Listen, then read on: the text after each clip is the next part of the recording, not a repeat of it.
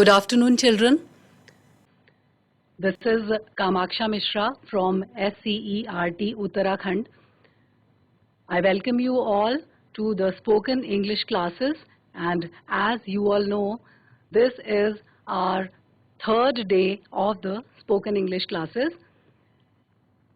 I believe that today you either must be busy with your examinations or you will be free to have your English classes.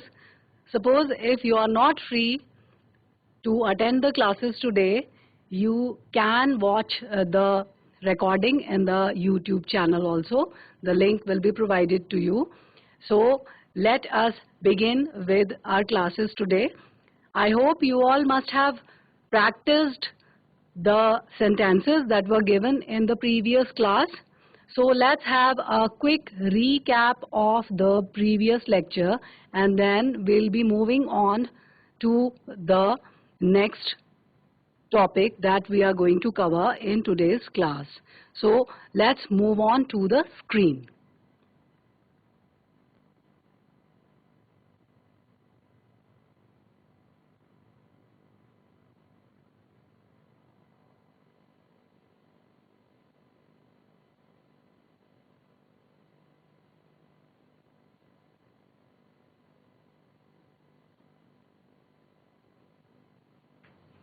So earlier in the previous class, we had these sentences with us and we had practiced all these sentences.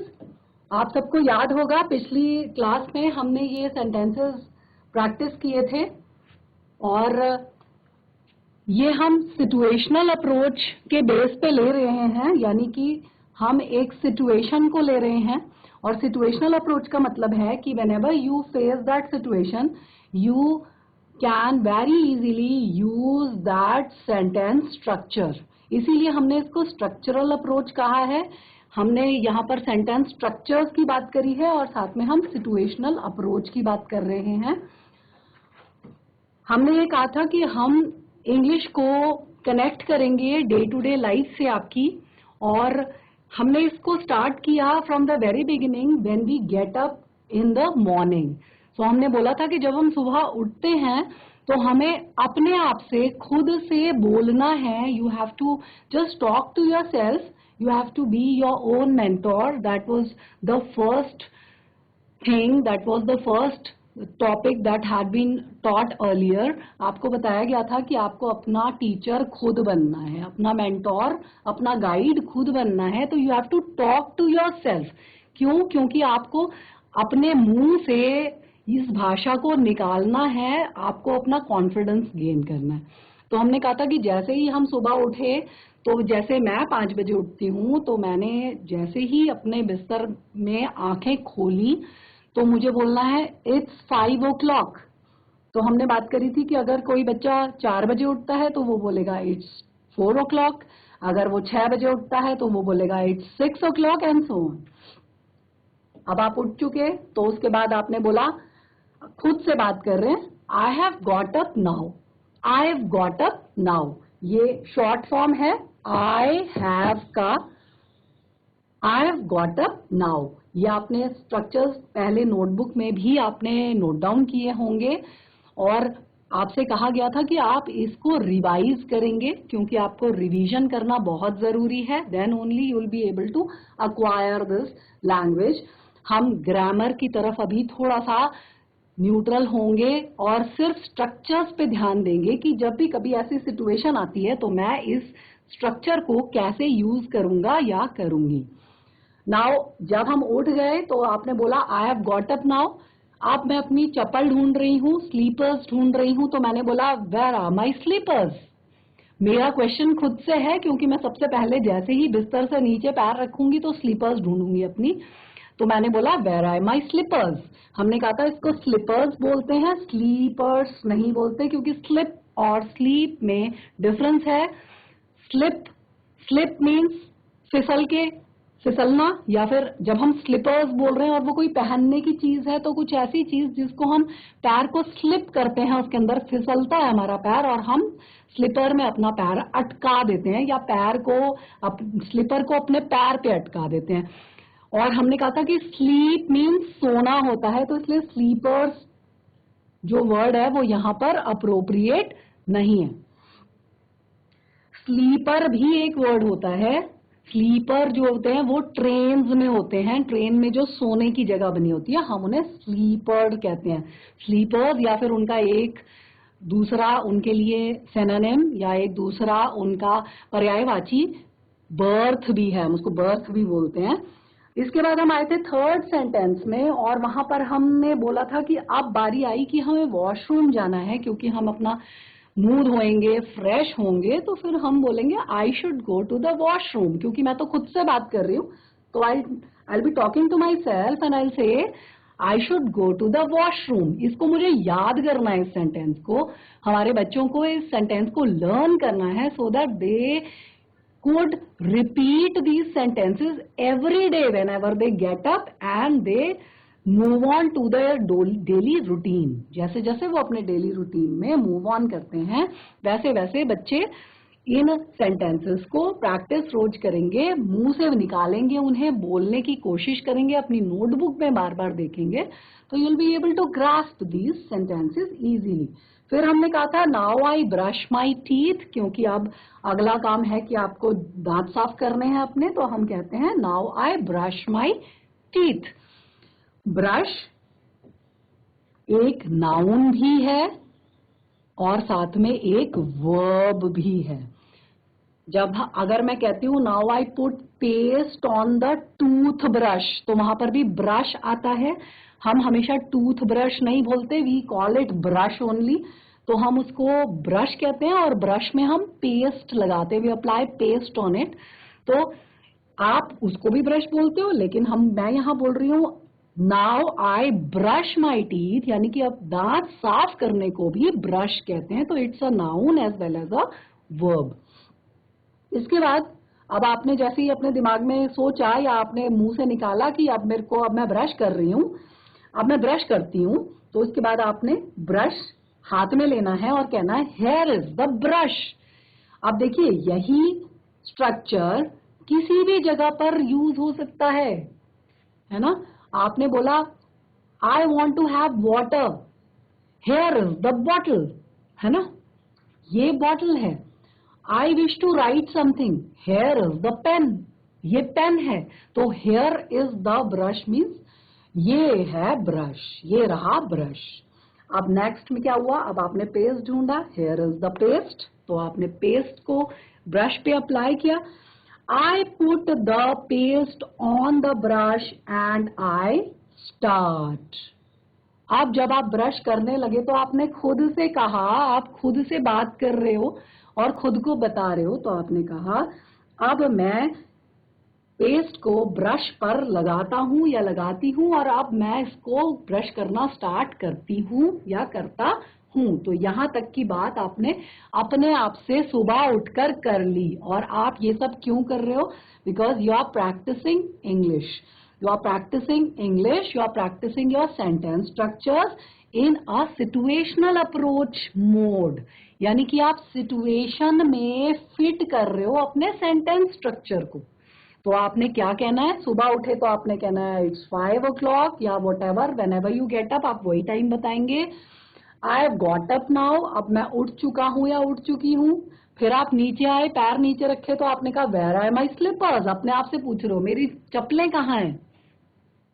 फिर आपने कहा I should go to the washroom, अब मुझे washroom जाना चाहिए। अब हम आजकल हम इसको बाथरूम नहीं बोलते, अब हमने नए वर्जन में हम इसको वॉशरूम बोलते हैं और अच्छा लगता है, कल्चर्ड लगता है, तो हम इसको वॉशरूम बोलते हैं। Now I brush my teeth, अब मैं अपने दांत साफ करता हूं या करती हूँ। हेयर इज द ब्रश, ये ब्रश है। हेयर इज द पेस्ट, ये पेस्ट है। और उसके बाद हम कहते हैं I have put the paste on the brush, अब मैंने पेस्ट को ब्रश में लगा दिया है। तो फिर क्या हुआ, फिर हम आए आगे और हमने कहा I rinse my mouth now, अब मैं अपना मुंह धो लेती हूँ, कुल्ला कर लेती हूँ। rinse means अब मैं थोड़ा कुल्ला कर लेती हूँ। तो आपने यहाँ पर नेक्स्ट स्टेप में अपने आप से कहा, आपकी बात सब अपने आप से चल रही है. Please remember this again and again that you yourself are your mentor. So you have to guide yourself, you have to speak to yourself, you have to listen to yourself also. आपको खुद से बोलना है, खुद से ही सुनना है. तो आपको अपने आप को करेक्ट भी खुद ही करना है. तो this is the most easiest method that you'll ever find if you wish to learn English. फिर क्या हुआ, उसके बाद आपने कहा आई वॉश्ड माई फेस, मैंने अपना मुंह धो लिया है. आई हैव वॉश्ड, आई हैव, ये जो देख रहे हैं आप, ये शॉर्ट फॉर्म है किसका, आई हैव का. तो ये शॉर्ट फॉर्म आपने जल्दी से बोला, शॉर्ट में बोला आई हैव पूरा नहीं होगा, I have washed my face. फिर नेक्स्ट में आपने कहा I dry my face with a towel. मैंने पिछली बार भी बताया था, हम इसको टॉवल नहीं कहते, हम इसको टॉवल बोलते हैं. और ये W की जो साउंड है वो पूरी तरीके से हम इसको प्रोनाउंस नहीं करते, इसको हम टॉवल बोलते हैं. आप लिप्स को घुमाओगे तो ऐसी वाली आवाज आएगी.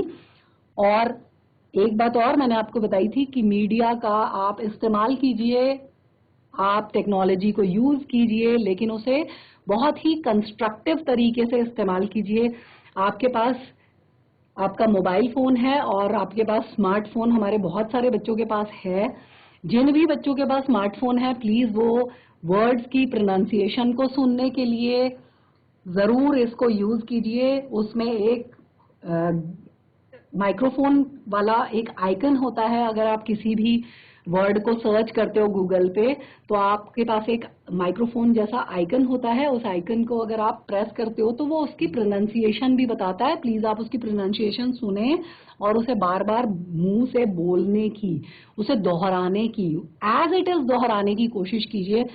जब हमें जो सॉन्ग्स, जो गाने, फिल्मी गाने, मूवीज के गाने हमको पसंद आते हैं, अच्छे लगते हैं, वो हम किसी भी लैंग्वेज में गा लेते हैं. वो आप सब बहुत अच्छे तरह से जानते हैं. अगर पंजाबी आ रहा होता है और हमें पसंद है तो हम पंजाबी को भी उसी तरीके से रिपीट कर लेते हैं. अगर हमको कोई बंगाली और मद्रासी गाना है ना, और इसके अलावा किसी भी भाषा का गाना, कश्मीरी गाना और गुजराती गाना, कोई भी अगर हमारे दिल को छू जाता है, उसकी लिरिक्स हमको पसंद आ जाती हैं, तो हम बड़ी आसानी से उसको इमिटेट कर लेते हैं, उसको रिपीट करते हैं, सीख लेते हैं उस गाने को, भले ही उसका अर्थ हमें नहीं पता होता. और धीरे धीरे फिर हम उसका मीनिंग खोजने की भी कोशिश करते हैं. आपको यहाँ पर ये बात बताने का औचित्य या रैशनल ये है कि हम उसकी प्रोनाउंसिएशन को भी एज इट इज कॉपी कर लेते हैं. जैसा वहां पर सिंगर ने गाया है, बिल्कुल वैसा का वैसा हम कॉपी करके गा लेते हैं उसको. तो ऐसा ही कुछ आपको इसके लिए भी करना है, इंग्लिश के लिए भी आपको यही करना है. आप जो प्रोनाउंसिएशन सुनते हैं, चाहे आप उसको टीवी में सुन रहे हैं या कोई ऑडियो सुन रहे हैं आप, या आप अपने यूट्यूब में कोई रिकॉर्डिंग सुन रहे हैं, कोई वीडियो सुन रहे हैं, तो आप उसको एज इट इज इमिटेट करने की कोशिश कीजिए, उसको एज इट इज रिपीट करने की कोशिश कीजिए. तो वो आपकी जुबान पे चढ़ेगा और आप उसको वैसे का वैसा शुद्ध उच्चारण कर पाएंगे. हम धीरे धीरे सीखें, हम थोड़ा थोड़ा सीखें, लेकिन हम बिल्कुल सही सीखें, ये बहुत इंपॉर्टेंट चीज है. अब चलिए हम वापस आते हैं अपने इसी वाले स्टेप पे जहां हम रीकैप कर रहे थे डे 2 का. तो अब क्या हुआ, हमने अपना फेस भी वॉश कर लिया. And now I dry my face with a towel. Its colour is blue. मेरा टॉवल जो है वो ब्लू कलर का है, तो मैंने बोला है इट्स कलर इज ब्लू. हमारे बच्चों का टॉवल रेड हो सकता है, व्हाइट हो सकता है, येलो हो सकता है, तो आप वही कलर आप अपने आप से बोलिए. After that now you got fresh. जब हम फ्रेश हो जाते हैं सुबह और आराम से तसल्ली से उठ कर, अब नींद भाग चुकी है, हम पूरी तरह से उठ गए हैं, तो अब क्या होता है, अब थोड़ा थोड़ा, क्योंकि हमारा रूटीन है, बच्चों का रूटीन होता है, तो आपको थोड़ा स्टडी भी करना है. You have to study also. So आपने अपने आप से कहा इट्स टाइम टू स्टडी. अगर आपको खेलने जाना होता है तो आपको कहना चाहिए इट्स टाइम टू प्ले. इसके अलावा अगर आप स्कूल से घर जाने का आपका टाइम हो जाता है तो आपको कहना चाहिए it's time to go home, घर जाने का टाइम हो गया है। अगर उसी तरह से आपको घर से स्कूल की तरफ आना है तो आपको कहना चाहिए it's time to go to school. देखिए यहां पर सिर्फ एक जब हमने इसका ऑब्जेक्ट बदला तो इस एक ऑब्जेक्ट के बदलने से हम कितने सारी सिचुएशंस में उसी सेंटेंस स्ट्रक्चर को फिट कर सकते हैं। It's as simple as that. आपको कुछ नहीं करना, आपको सिर्फ इट्स टाइम टू, ये तीनों चीजें एज इट इज रहनी है और यहां पे बदल देंगे। इट्स टाइम टू, अगर प्ले लगाएंगे तो बन जाएगा इट्स टाइम टू प्ले। अगर it's time to go home, it's time to watch TV, it's time to read a book। आप इसमें कोई भी स्ट्रक्चर फिट कर सकते हैं, आपको आगे से लगाना है इट्स टाइम टू। समय हो गया है, किस चीज का समय हो गया है? पीछे से जो भी आप ऑब्जेक्ट फिट करेंगे, जो भी आप विषय फिट करेंगे, उसमें आपका स्ट्रक्चर फिट हो जाएगा। अब क्या हुआ, नेक्स्ट में आए तो अब क्योंकि पढ़ने का टाइम हो चुका है तो बच्चा पढ़ने बैठा, उसने पढ़ लिया है, आप पढ़ चुके हो सुबह वाले टाइम पे, क्योंकि early to bed and early to rise makes a man healthy wealthy and wise. तो हमेशा सुबह जल्दी उठना चाहिए और रात को जल्दी सोना भी चाहिए। तो यहाँ आप क्योंकि सुबह जल्दी उठे तो आपके पास थोड़ा समय है, आपने स्टडी भी कर लिया, तो आप स्टडी कर लिया तो उसके बाद अब टाइम है कि अब आपको थोड़ी सी चाय की जरूरत हो रही है या सपोज आपको दूध की जरूरत हो रही है। जरूरी नहीं है कि सारे बच्चे चाय पी रहे हो, दूध भी पी सकते हैं, या फिर बहुत सारे बच्चों की बड़ी अच्छी आदत होती है सुबह सुबह हॉट वाटर, गुनगुना पानी। तो आपने अपने आप से कहा now I want to have some tea, मुझे कुछ थोड़ी चाय की जरूरत लग रही है, तो now I want to have some tea, I want to have some tea. अब देखिए फिर से ये एक सेंटेंस स्ट्रक्चर है, आई वांट टू हैव, मुझे चाहिए या मैं चाहती हूं, है ना, मैं चाहती हूं, तो आप उसमें कुछ भी फिट कर सकते हैं। I want to have some tea, I want to have breakfast, I want to have something to eat, मैं कुछ खाना चाहती हूँ या चाहता हूँ। I want to have water, मैं पानी पीना चाहती हूँ।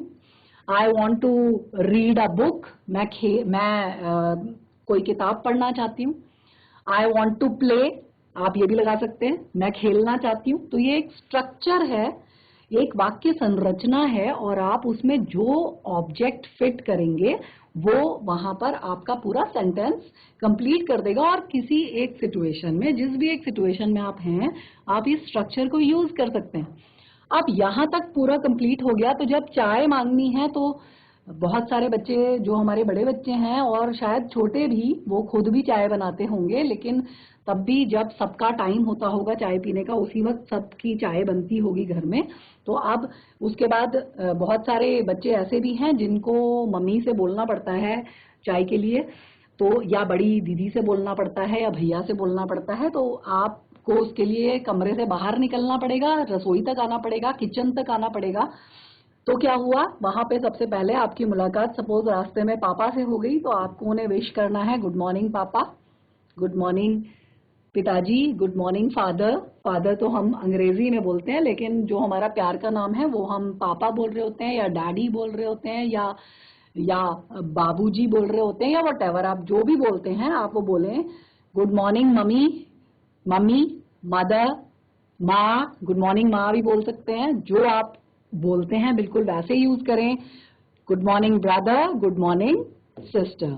मीन्स जो सबसे इम्पोर्टेंट बात है, अब तक तो आप सिर्फ अपने से बात कर रहे थे यहाँ तक के सेंटेंसेस में, लेकिन अब जब आप अपने रूम से बाहर आ गए और आपका इंटरेक्शन अपने परिवार के दूसरे सदस्यों से, अपने दूसरे फैमिली मेंबर्स से हो रहा है, तो now you have to greet them, आपको उनका स्वागत करना है, सुबह आपने उनको विश करना है। तो you must wish each and every member of your family. तो उसके लिए आपको जो सबसे पहले मिलता है उन्हें आप गुड मॉर्निंग विश कीजिए। जिसके घर में जैसा कल्चर है वो वैसे करेगा। अगर आप सुबह उठ के अपने पेरेंट्स को प्रणाम करते हैं तो आप उन्हें प्रणाम कीजिए पैर छू के, और फिर गुड मॉर्निंग भी बोलिए। तो that will be a very good practice. हमारे बच्चे बहुत संस्कारी हैं, उन्हें बिल्कुल ऐसा करना चाहिए, हम सबको बिल्कुल ऐसा करना चाहिए। अपने घर के बड़ों को जरूर प्रणाम करना चाहिए। ईश्वर को सबसे पहले प्रणाम करना चाहिए और फिर अपने घर के बड़ों को प्रणाम करना चाहिए।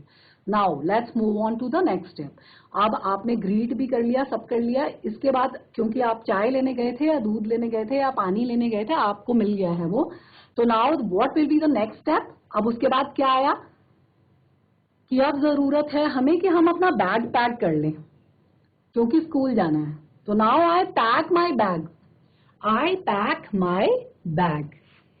बीच बीच में मैं कभी नाउ बोल दे रही हूं आगे से कि now I pack my bag. Now means अब मैं अपना बैग पैक करती हूं या करता हूं। बैग भी पैक हो गया।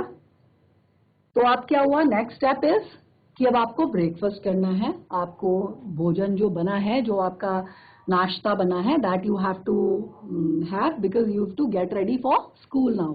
तो क्या हुआ? I have my breakfast.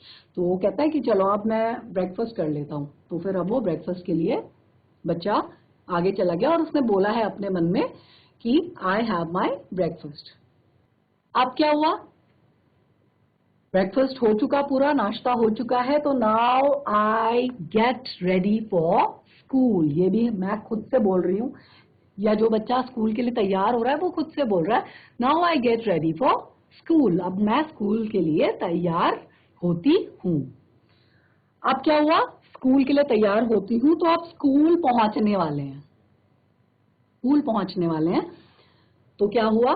School में यहां पर आप देख रहे हैं सबसे पहले लिखा हुआ है हेलो, है ना? तो हेलो लिखा हुआ है। तो आप पहुंचते हैं, आपको आपकी कोई फ्रेंड मिलती है, लाइक सपोज रमा आपको मिलती है। सबसे पहले मेरी फ्रेंड का नाम रमा है सपोज, तो मैं कहती हूँ हेलो रमा। या और कोई भी सतीश आपको मिलता है तो आप कहते हैं हेलो सतीश। हम हाय भी बोलते हैं शॉर्ट फॉर्म में, लेकिन हमें हेलो भी बोलना चाहिए, हेलो पूरा बोलना चाहिए। That's good to speak out and that's good, that's a good style. तो वो एक अच्छा स्टाइल कंसिडर करता है। तो हम हेलो बोल सकते हैं, हाय बोल सकते हैं। आजकल हे बोलने का भी फैशन है तो आप हे भी बोल सकते हैं। नेक्स्ट आप क्या पूछते हो जब आपने हेलो कर दिया? तो हाउ आर यू। आप शेक हैंड कर सकते हैं, हाथ मिला सकते हैं अपने दोस्त से, अपनी फ्रेंड से, और उसके बाद आप पूछ सकते हैं how are you, how are you doing, कैसे हो। और एक छोटा सेंटेंस पूछ सकते हैं व्हाट्सअप, क्या चल रहा है भाई, व्हाट्सअप। तो ये भी अभी चलन में है और ये भी बहुत अच्छा स्टाइलिश है ऐसे बोलना ये स्टेटमेंट। तो यू कैन से व्हाट्सअप, क्या चल रहा है, हाउ आर यू डूइंग, कैसा चल रहा है सब कुछ। हम बोलते हैं how are you doing. How are you, how are you तो आप सबको मालूम है। तो हाउ आर यू तो हमारा रोज हम यूज ही करते हैं, तो ये तो हमारा रोज वाला स्ट्रक्चर है। लेकिन इसके अलावा आप हाउ आर यू डूइंग या व्हाट्सअप भी यूज कर सकते हैं। तीनों का मीनिंग सेम है, आप कैसे हैं या क्या चल रहा है। तो आपने किसी से पूछा तो वो क्या जवाब देगा? आई एम फाइन, जैसे हम हमेशा बोलते हैं मैं अच्छा हूं। एक और चलन में है इसमें स्ट्रक्चर कि हम बोलते हैं आई एम गुड, मैं अच्छा हूं। और साथ में आप ये भी बोल सकते हो what about you, I am good, what about you. हाँ भाई मैं तो ठीक हूं, तुम कैसे हो या आप कैसे हैं। तो ये भी हम इसके साथ काउंटर क्वेश्चन पे छोड़ सकते हैं, just to add on to the conversation. आप अपने दोस्त के साथ, अपने फ्रेंड के साथ वार्तालाप कर रहे हैं और आप उसमें एड ऑन करने के लिए, उसने आपसे पूछा कि आप कैसे हैं, तो वो आपको बदले में बोलता है कि हाँ मैं अच्छा हूं, आप कैसे हैं। ये सारी सिचुएशनल अप्रोच है। आपको बार बार ये बात बोली जा रही है कि आपको कुछ सेंटेंस स्ट्रक्चर्स आपसे शेयर किए जा रहे हैं, आप उन सेंटेंस स्ट्रक्चर्स को नोट डाउन कर लेंगे। जहां पर भी वो स्ट्रक्चर में आपको मुश्किल होता है कोई वर्ड बोलना, उसको आप हिंदी में उसका प्रोनाउंसिएशन लिख लेंगे। This is a very good practice. आप डेट वाइज अगर अपने पास वो पूरा अपनी नोटबुक में रखेंगे तो आपका एक सीरीज में पूरा आपके जो लेसन्स हैं वो आपके पास होंगे और वो चल रहे होंगे आगे। जितनी भी बार आप उन्हें देखें, आप उन्हें प्लीज प्रैक्टिस करने की कोशिश करें, बार बार बोलें और याद रखें कि कौन सी सिचुएशन में आपको क्या बोलना है। स्कूल की जो लाइफ होती है वो एक सेट पैटर्न में बंधी हुई होती है। आपके पास एक करिकुलम होता है, आपके पास एक टाइम टेबल होता है, आपके सारे टाइमिंग्स बिल्कुल बंधे हुए हैं। जैसे स्पोकन इंग्लिश की क्लासेस का टाइम बंधा हुआ है कि every Tuesday will be having the class from 2:10 to 2:50 और 2:40 वटेवर। तो आपका एक बंधा हुआ टाइमिंग है 40 मिनट्स का लेक्चर, और सिमिलर जो आपका शेड्यूल होता है वो स्कूल में भी होता है। तो ये स्ट्रक्चर्स आप सिचुएशंस पे फिट कर सकते हो।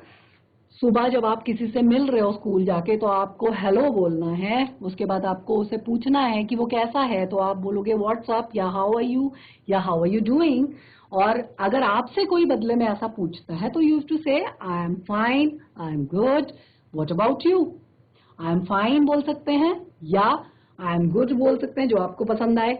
या फिर उसके बाद आई एम गुड बोला और आपने उसको पूछना है व्हाट अबाउट यू, आप कैसे हो। अब हम बात करेंगे कुछ ऐसे सेंटेंस स्ट्रक्चर्स की जो हम तब बोलते हैं जब हम किसी इस प्रकार की सिचुएशन में होते हैं। जब कोई व्यक्ति हमसे कुछ बात कर रहा होता है, हमारे दोस्त, हमारे फ्रेंड्स कुछ डिस्कस कर रहे होते हैं। जैसे मान लीजिए मेरे फ्रेंड ने मुझसे कहा कि नहीं, रोज टाइम से ही स्कूल आना चाहिए, हमको स्कूल आने के लिए बिल्कुल लेट नहीं होना चाहिए। और मैं उसकी बात से अग्री करती हूँ, है ना, मैं बिल्कुल उसकी बात से सहमत हूँ। तो मुझे क्या कहना चाहिए? जैसे मेरी फ्रेंड ने बोला कामाक्षा हमें रोज स्कूल टाइम से आना चाहिए, तो मुझे हाँ बिल्कुल ठीक, बिल्कुल ठीक ऐसा बोलते हैं ना हम, बिल्कुल ठीक। तो उस बिल्कुल ठीक के लिए इंग्लिश में वर्ड होता है ट्रू। हम कहते हैं ट्रू, या हम ये भी बोल सकते हैं यू आर राइट। अगर यू आर राइट को सिर्फ एक शब्द में बोलना है तो बहुत ही सुंदर वर्ड है ट्रू। हाँ बिल्कुल ठीक, ट्रू। ट्रू को इंग्लिश में हिंदी में कहते हैं सत्य। सही है, हाँ ठीक कह रहे हो तुम, बिल्कुल सत्य। तो क्या बोलना है? ट्रू। कोई भी किसी से बात कर रहा है कि इस बार होली की छुट्टियां हो रही हैं लेकिन उसके बाद भी एग्जाम है, तो फिर छुट्टियों में भी इतना सारा टाइम नहीं वेस्ट कर सकते, हॉलीडेज में इतना ज्यादा टाइम नहीं वेस्ट कर सकते, थोड़ा सा पढ़ाई के लिए भी टाइम देना पड़ेगा। तो आपकी फ्रेंड बोलती है ट्रू, हाँ करेक्ट, तुम बिल्कुल सही, करेक्ट भी बोल सकते हैं हम यहाँ पे, तुम बिल्कुल ठीक बोल रही हो, यू आर वेरी राइट, है ना, यू आर राइट, ये भी हम बोल सकते हैं। आप देखिए कि रियली वर्ड कहाँ पे यूज होता है। अब क्या हुआ, जैसे हमने एक सिचुएशन ली और हमने उसमें कहा कि इस बार छुट्टियों में मैं दिल्ली घूमने जा रही हूं। तो आपकी फ्रेंड बोली है सच्ची, ऐसे बोलते हैं हम कई बार, सच में। तो उसको इंग्लिश में कहते हैं रियली। सच में, क्या तू ठीक कह रही है? यानी कि जिस चीज में हम दूसरे व्यक्ति को ये चाहते हैं कि वो इसको वेरीफाई करे, इसको बिल्कुल सत्यता के साथ बोले, इसकी पुष्टि करे जिसे हम कहते हैं, तो वहां पर हम रियली वर्ड यूज करते हैं, सच में। यानी कि जब हम किसी को शक की निगाह से देखना चाहते हैं और हम दोबारा से उसको कंफर्मेशन चाहते हैं कि वो आदमी ठीक बोल रहा है, तो हम वहां पर रियली वर्ड यूज करते हैं। मतलब कोई आपसे कोई कॉन्वर्सेशन में, आप बातचीत में कुछ ऐसा बोल रहा है तो आप ये शब्द इस्तेमाल कर सकते हो क्योंकि ये अच्छा लगता है वहां पर। या फिर आप ऐसे भी बोल सकते हो इज दैट सो, ऐसा है क्या, या इज इट, क्या ऐसा। तो हम ऐसे भी बोल सकते हैं। ये छोटे से स्ट्रक्चर्स हैं, दो दो शब्दों के स्ट्रक्चर्स हैं, लेकिन ये पूरे सेंटेंस का भावार्थ देते हैं। हम पूरा वाक्य बोलें, पूरा सेंटेंस बोलें, या ये छोटा सा स्ट्रक्चर बोलें, एक सिंगल वर्ड बोलें, वो भी उसी अर्थ में यूज होता है। कि वेल हम कहां पर यूज करते हैं, या फिर एक्चुअली, ये दोनों शब्द हम कहां पर यूज करते हैं। हमारी बात हुई थी कि हम इंग्लिश की प्रैक्टिस कर रहे हैं और हम इसको स्ट्रक्चर्स से सीख रहे हैं, हम वर्ड्स और फ्रेजेस से इसे सीख रहे हैं। तो हम कैसे ऐसी छोटी छोटी प्रैक्टिसेस करें, ऐसे छोटे छोटे प्रयोग हम अपनी रियल लाइफ में करें, इंग्लिश को कैसे हम कनेक्ट करें अपनी रियल लाइफ सिचुएशन से, कि हम धीरे धीरे करके उसको उसी के साथ ग्रो कर सकें और हम पूरे पूरे स्ट्रक्चर्स को, पूरे पूरे सेंटेंसेस को बोलकर खुद अपने आप कंस्ट्रक्ट करने लगे अपने सेंटेंसेस, हम अपने अंग्रेजी के सेंटेंसेस खुद बनाने लगे, हमें वहां तक पहुंचना है। तो अभी हम स्टार्ट कर रहे हैं बाइलिंगुअल अप्रोच से, जहां पर हम हिंदी के साथ इंग्लिश की थोड़ी सी मिक्सिंग कर रहे हैं, कुछ कुछ वर्ड्स को हम बोल रहे हैं और उसके बाद उसके साथ हिंदी को कनेक्ट कर रहे हैं और फिर इंग्लिश में अपनी कॉन्फिडेंस बिल्डिंग कर रहे हैं। तो ये जो वेल वर्ड है या फिर एक्चुअली जो वर्ड है, इसका मतलब होता है दरअसल। ये आपने बहुत बार ये वर्ड सुना होगा। अगर मैं इसको ऐसे लिखूं दरअसल, लेकिन असल में इसको ये होता है दरअसल या असल में, जिसे हम कहते हैं ना, असल में यानी कि असलियत में, इसे हम कहते हैं वेल। जैसे मान लीजिए मेरे फ्रेंड ने मुझे कोई क्वेश्चन पूछा कि अरे तुम तो म्यूजिक क्लासेस में जाती थी ना, फिर म्यूजिक क्लासेस क्यों छोड़ दी।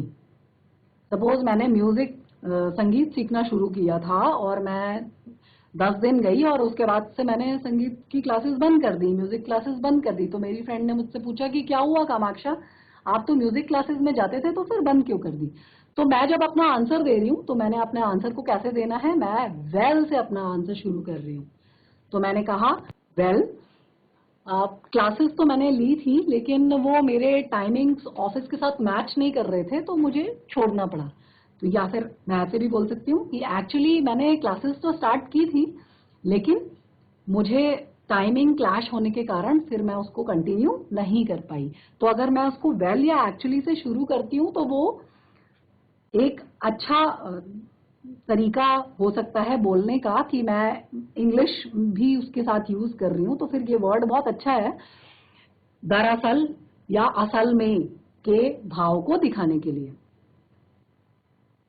अब नेक्स्ट वर्ड आपका बहुत ही ज्यादा फेमिलियर वर्ड है, ओके या ऑल राइट, है ना, या आई सी। तीनों का जो मीनिंग है वो सिमिलर होता है और जब किसी सेंटेंस में ये यूज हो रहा होता है, ये तीनों वर्ड यूज होते हैं तो ये ऑलमोस्ट सिमिलर मीनिंग में आते हैं। जैसे आपको आपके फ्रेंड ने बोला कि अच्छा ठीक है, इस संडे को क्या कर रहे हो, तो हम इस संडे को शाम को आउटिंग पे चलेंगे। तो अगर मैं उससे अग्री हूं तो ठीक है बोलने की बजाय मैंने कहा ओके।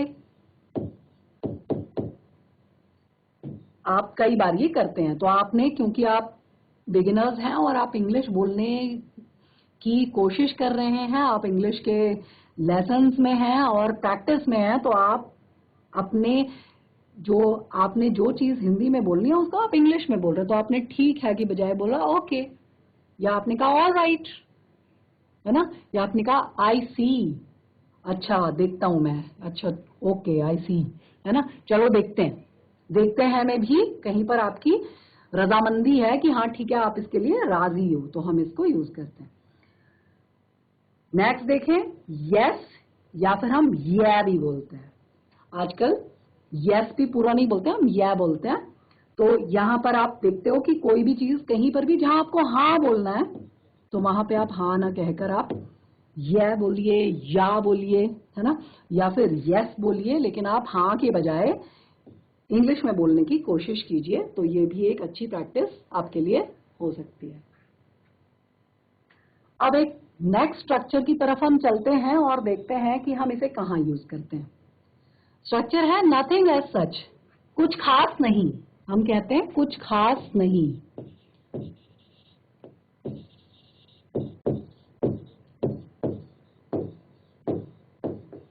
ये कब होता है, आपके किसी दोस्त ने पूछा आपसे या आपके चाचा ने पूछा आज शाम को क्या कर रहे हो, तो आपने कहा नथिंग एज सच। वो आपसे हिंदी में बोल रहे होंगे, आपको पता है कि इस सिचुएशन में क्या स्ट्रक्चर यूज करना, आप यूज कीजिए नथिंग एज सच, नहीं कुछ खास नहीं। तो आप यहां पर यूज करते हो कुछ खास नहीं, जहां पर आपको ये बताना होता है कि आप उस समय उस वक्त में कुछ खास काम नहीं कर रहे हो, तो आप बोलते हो नथिंग एज सच। तो इतना छोटा सा स्ट्रक्चर है, लेकिन वो आपकी बात को पूरा का पूरा बता देता है कि आप क्या कहना चाहते हो। किसी से आप कुछ पूछना चाह रहे हो, किसी को आपने किसी ऑकवर्ड सिचुएशन में देखा, आपका छोटा भाई है वो रो रहा है, तो आपने बोला व्हाट हैपेंड, अरे क्या हुआ, पूछते हैं हम क्या हुआ। तो क्या हुआ नहीं पूछना है आपने उससे, आपने पूछना है व्हाट हैपेंड, क्या हुआ।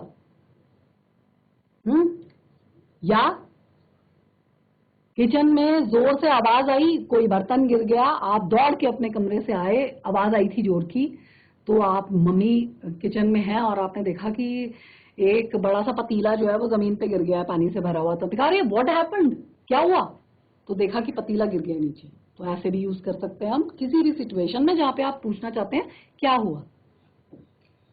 फिर आप जब किसी से कहना चाहते हैं कि तुम ठीक हो, आर यू ओके, क्या तुम ठीक हो, सब ठीक है, तो आप कहना चाहते हो, आप जब तुम ठीक हो पूछना चाहते हो किसी से तो आप कहते हो आर यू ओके। आपने देखा किसी को चोट लग गई है, आप गए दौड़ के वहां पे, आपका फ्रेंड है या फिर आपका पड़ोसी है, तो आपने कहा आर यू ओके, कोई गिर गया है, तो आपने पूछा क्या तुम ठीक हो। ये सब हम अक्सर यूज करते हैं ये सारे स्ट्रक्चर्स, तो आपको वो इंग्लिश में यूज करना है। फिर आप किसी का ध्यान चाहते हैं, आपने देखा आपको किसी से कुछ बात कहनी है, कोई व्यक्ति अपना काम कर रहा है, आपको अपनी बात वहां पे बोलनी है, आप कहीं पर बिल जमा कराने गए या फिर आप शॉपकीपर के पास गए हैं दुकान पे और आपने कोई चीज लेनी है और शॉपकीपर बिजी है, मगर आपको भी जल्दी है और आपका नंबर आने वाला है, तो आपने उनको बोला एक्सक्यूज मी, कृपया, एक्सक्यूज मी हम बोलते हैं कृपया। तो आप क्यों बोलते हो एक्सक्यूज मी, जिससे कि वो सामने वाला व्यक्ति जो है वो आपकी तरफ देखे, तो आप फिर अपनी बात आगे कहें। तो आपकी बात आगे कहने के लिए और उसका ध्यान आपकी तरफ लाने के लिए आप इसको यूज करते हैं। तो ये बहुत ही अच्छा स्ट्रक्चर है छोटा सा, और हमें यूज करना चाहिए, और ये हमारे शिष्टाचार को, हमारी हमारी डिसेंसी, हमारे मैनरिज्म को भी दिखाता है कि हम कितने मैनर्ड हैं। हम सीधे से ही आते ही अपनी बात ब्लंटली नहीं बोल रहे, बल्कि हम दूसरे व्यक्ति को बहुत ही पोलाइटली, बहुत ही विनम्रता के साथ हम उनको, उनका ध्यान अपनी ओर लाते हैं और फिर उनसे बोलते हैं एक्सक्यूज मी, पहले बोला और उन्होंने कहा यस या हाँ और ऊपर देखा, तो फिर आपने अपनी बात कही। अगर आप अपने पापा को देखते हैं कि वो अखबार पढ़ रहे हैं या मम्मी कोई काम कर रही है, वहां पर भी आप ये बात बोल सकते हैं एक्सक्यूज मी पापा, तो पहले वो आपकी तरफ देखेंगे और उसके बाद फिर आप उनको अपनी बात कहिए। तो ये एक बहुत ही पोलाइट और बहुत ही मैनर्ड तरीका है अपनी बात को अपने से बड़ों या फिर किसी भी व्यक्ति को कहने का। Next is pardon. पार्डन को हम बोलते हैं हिंदी में माफ कीजिएगा। ये हम तब यूज करते हैं यूजुअली कि जब हमने किसी की बात सपोज हम सुन नहीं पाए ढंग से और हम चाहते हैं कि वो व्यक्ति रिपीट करे अपनी बात को, फिर से एक बार बोले, तो हमें प्लीज रिपीट बोलने की बजाय हम पार्डन भी कह सकते हैं। आपने थोड़ा सा आपने अपनी गर्दन झुकाई और कहा पार्डन, यानी कि माफ कीजिएगा।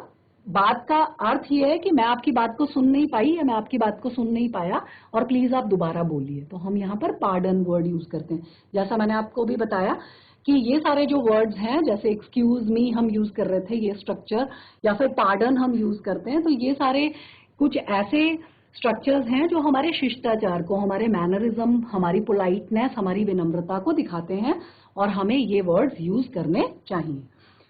फिर किसी की कोई बहुत अच्छी उपलब्धि होती है, एग्जाम में किसी के बहुत अच्छे मार्क्स आते हैं, आप कंग्रेचुलेशंस बोलते हो, बधाई बोलते हो, आप हमेशा बधाइयां बोलते हो, हार्दिक शुभकामनाएं बोलते हैं, आपको कंग्रेचुलेशंस बोलना चाहिए बधाई देने के लिए किसी को भी उसकी उपलब्धि पे। तो आप कोशिश कीजिए कि आप कंग्रेचुलेशंस बोलो या कंग्रेट्स बोलो, शॉर्ट फॉर्म में हम कंग्रेट्स भी कहते हैं, तो आप ये भी यूज कर सकते हैं। लेकिन क्योंकि हम इंग्लिश सीखने के प्रोसेस में हैं, इसलिए हमको अपनी डे टू डे लाइफ में इंग्लिश यूज करनी है।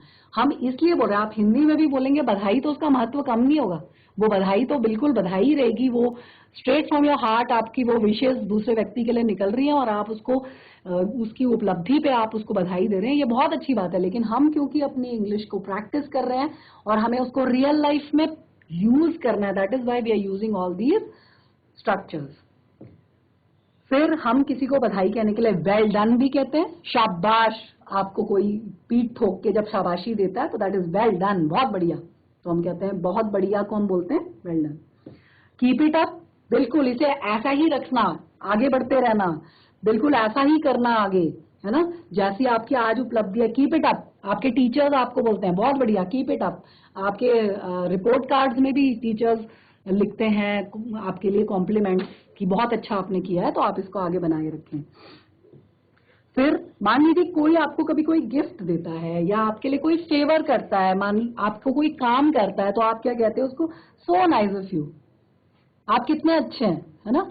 तो हम किसी के लिए थैंकफुल होना चाहते हैं तो वी से सो नाइस ऑफ यू, बहुत अच्छे हैं। फिर ये भी कुछ पहले ऊपर वाला जैसा ही है, इज इट सो, क्या ऐसा है, इज इट सो, आप किसी की बात सुन रहे होते हैं और आप उसका कॉन्फर्मेशन चाहते हैं कि एक बार फिर से वो बोले, तो हम कहते हैं इज इट सो, क्या ऐसा ही है, इज इट, ऐसा है क्या। तो ये हमारे सेंटेंस स्ट्रक्चर्स हमने आज के हमारे थे। एक आपके लिए ये बहुत सुंदर सा टंग ट्विस्टर है, हम इंग्लिश को अपनी जुबान पे चढ़ाना चाहते हैं, आप कोशिश करें इस टंग ट्विस्टर को नोट करें प्लीज। हमारे बच्चे जो अभी बिजी हैं वो हमारी रिकॉर्डिंग से इसको देख लें और इसकी प्रैक्टिस करें। यहां टंग ट्विस्टर है, she sells sea shells on the sea shore, और इसे आपको प्रैक्टिस करना है, पहले धीरे धीरे और फिर जल्दी जल्दी।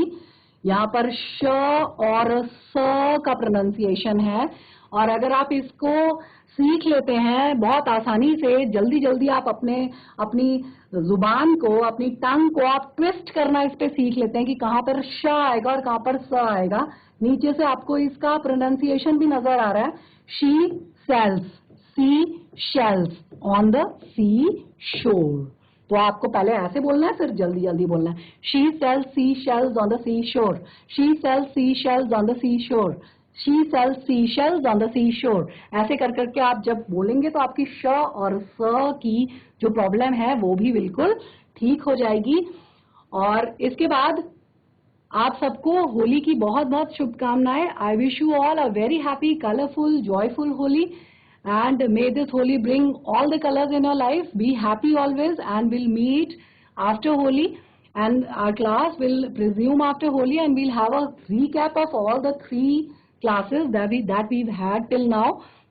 इसके नीचे मैंने आपको एक नंबर भी दिया है, this is my WhatsApp number, ये मेरा व्हाट्सएप नंबर है। तो मेरे जो बच्चे मेरे इस चैप्टर को सुन रहे होंगे, आज के लेसन को सुन रहे होंगे, लेक्चर को, तो आप अपने व्हाट्सएप पे आपके जो मैसेज वाला कॉलम होता है उसमें आपका जो ऑडियो होता है, ऑडियो में मुझे एक मैसेज होली का इंग्लिश में रिकॉर्ड करके अपनी आवाज में आप अगर भेजेंगे तो मुझे बहुत अच्छा लगेगा। तो मैं देखूंगी कि हमारे कौन से कितने बच्चे हैं जो स्पोकन इंग्लिश को सच में पूरी दिल से क्लासेस को ले रहे हैं और ये वाला काम भी कर रहे हैं। तो हम नेक्स्ट क्लास में मिलेंगे आफ्टर होली।